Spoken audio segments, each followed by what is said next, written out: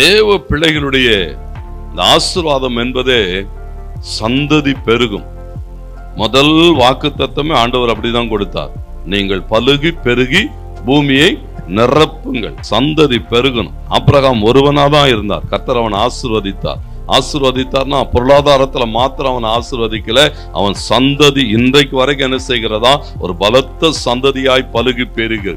அப்போ தேவ பிள்ளைகள்னு சொன்னா அங்கே சொல்லுகிற போது எல்லா விதமான ஆசீர்வாதங்கள், சரீர பிரகாரமான ஆசீர்வாதங்கள், கர்ப்பங்களுக்குரிய ஆசீர்வாதங்கள் என்று சொன்ன. அப்போ கர்த்தர் ஒரு மனுஷனை ஆசீர்வதிக்கிற போது பூரணமாக ஆசீர்வதிப்பார். இந்த ஆசீர்வாதங்களை எல்லாம் நாம் என்ன செய்ய முடியும், பெற்றுக்கொள்ள முடியும். நீதிமொழிகள் 10:22 சொல்லுகிறது, கர்த்தரின் ஆசீர்வாதமே ஐஸ்வர்யத்தை தரும். அவர் அதனோடு கூட என்ன செய்ய மாட்டாராம், வேதனை இல்லாத ஒரு ஆசீர்வாதம்னா அது ஆண்டவர்கிட்ட இருந்து வர ஆசீர்வாதம் தான்.